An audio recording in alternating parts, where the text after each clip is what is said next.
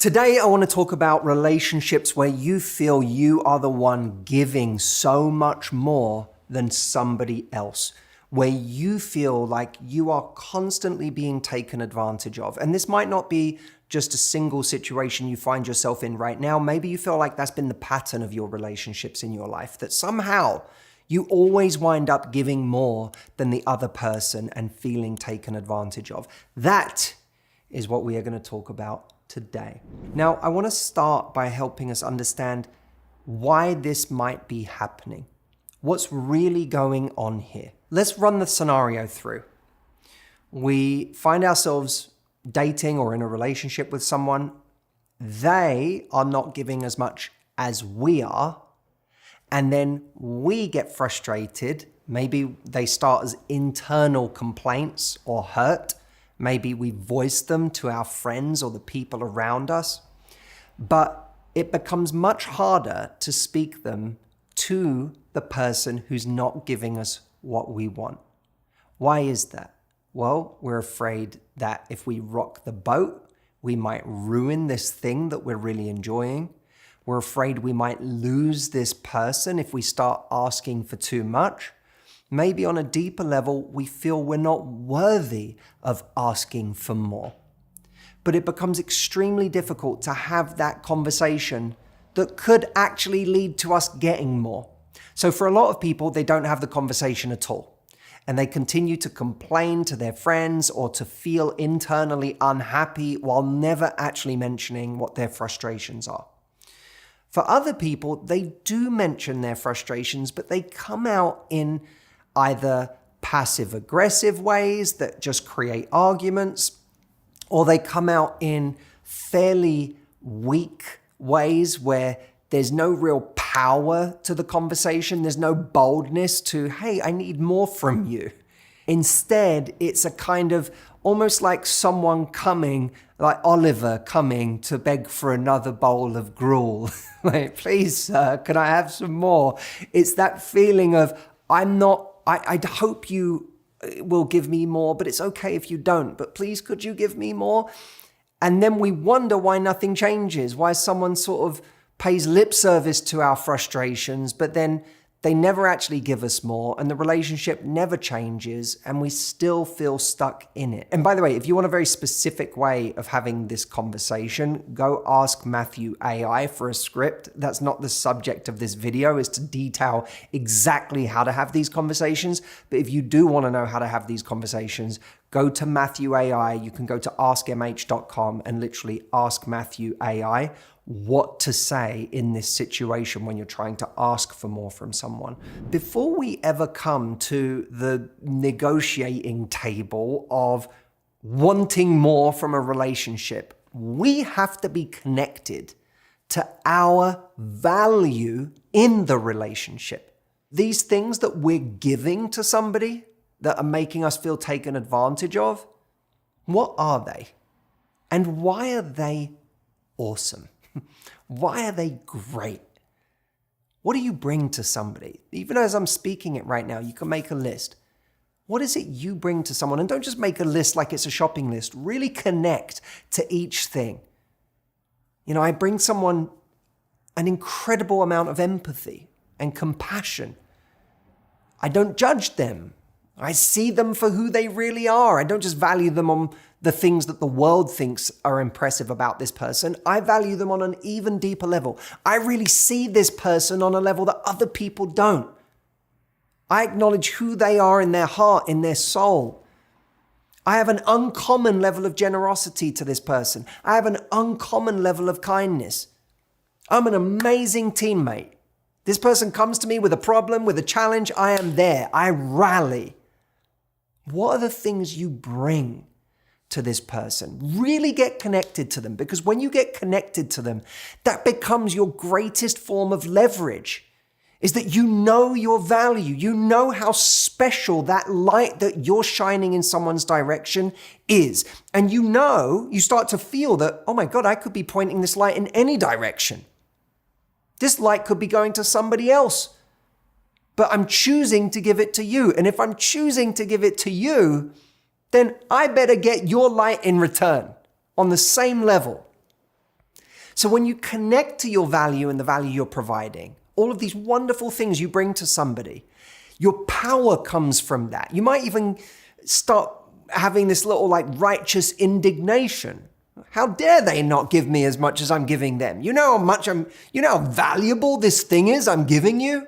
You know how valuable this love, this energy, this intimacy is that I'm giving you? That's a good place to start from, feeling that. That doesn't mean you go to them angry. It just means you go to them feeling powerful and knowing that your ultimate leverage is that you can walk away if this person can't bring it in return. And when you know the value of what you're bringing, you're much more prepared to walk away when you're not getting it in return. But, and this is a big but,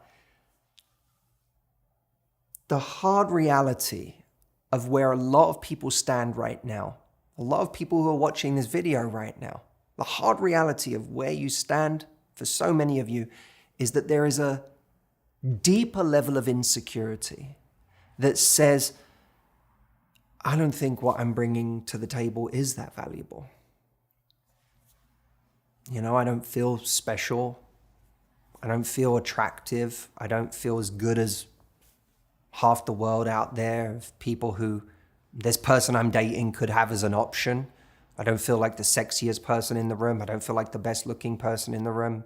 Not even close. I don't feel like I have those qualities that the world really values or calls attractive.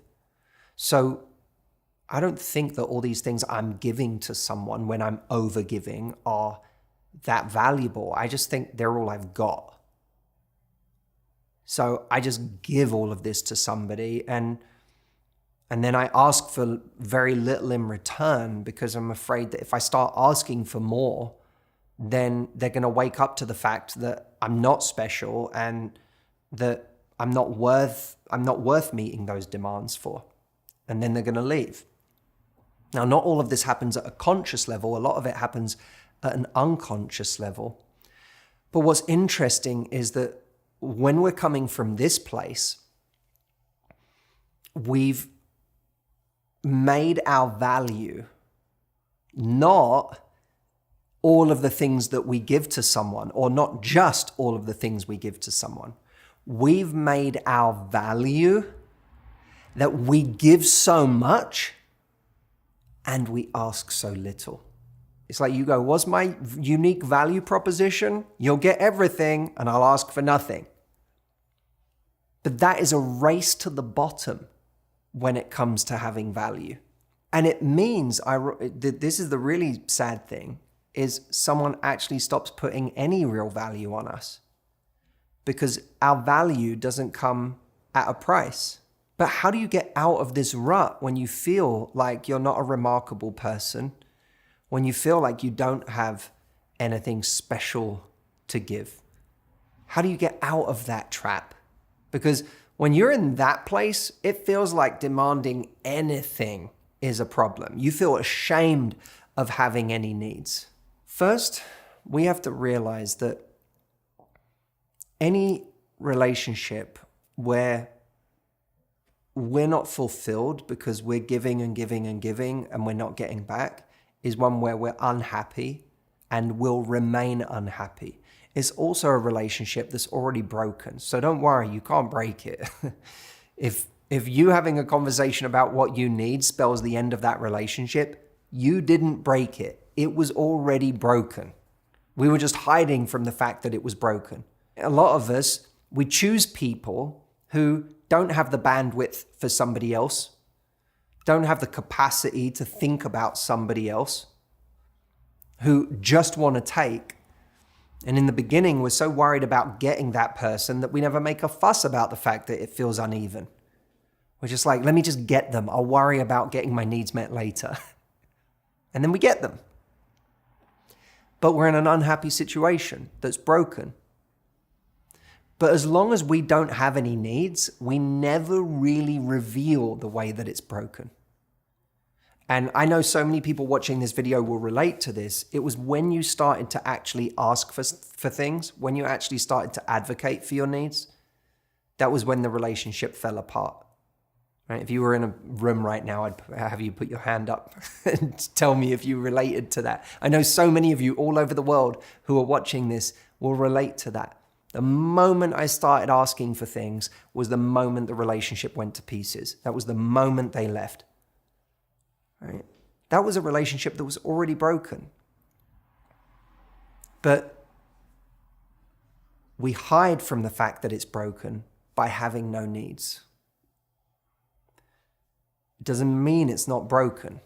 Recognizing that you are unhappy now and will remain unhappy in a broken situation is a great way to get the confidence to actually go and finally ask for what you want. Regardless of whether you feel good enough to ask for it or not, it kind of becomes irrelevant, doesn't it? When you admit to yourself, I'm unhappy and I'm going to stay unhappy, you don't even need self-worth to go and advocate for your needs. Just an honest look at reality. But here's the second truth that's really important. Our value doesn't just come from what we're able to give someone. Our value comes from the value we put on that giving. Whenever we're comparing ourselves to other people and going, I don't feel as good as that person. I just don't feel like I'm not special. What do I have that somebody else doesn't? Yes, I give a lot to somebody, but anyone could do that. We're missing a fundamental point. And that is that we decide what our value is. We decide the value to place on ourselves. So many of us are looking for the world to determine how valuable we are. But according to who? Says who? We decide what our value is, and then we tell it to the rest of the world. So when you give to someone, you give, but you also say, I know the value of these things that I'm giving. And if you don't recognize the value of that, I'm going to take that value and I'm going to take it elsewhere. We put the value on it. And ironically, when we do that, the value of everything we have to give actually goes up. Because people don't value what is free nearly as much as they value things that they have to earn, things they have to invest in. And what you're saying is to continue getting my value, you actually have to invest in me. And people value what they invest in even more. If confidence, which is a big part of what we're talking about in this video, is something that you realize is fundamental to your progress in your love life right now, and without it, you're going to continue to get into situations that are unequal, where people don't treat you right and where those situations go on for way too long. Come with me right now, having watched this video, and take a 1-hour free training that I have put together for you called Dating with Results. By the end of this hour together, your confidence will have already shifted in important ways, because I talk about the core principles for going into dating and relationships in a more confident way. I designed this to be a really great foundational program for those of you who are maybe not feeling as confident as you'd like to be, but know that you want to go into dating from now on in a different way than you have in the past. So go check it out. Datingwithresults.com is the link. It's completely free and you can watch it right now. Thank you for watching this video, and I'll see you next time.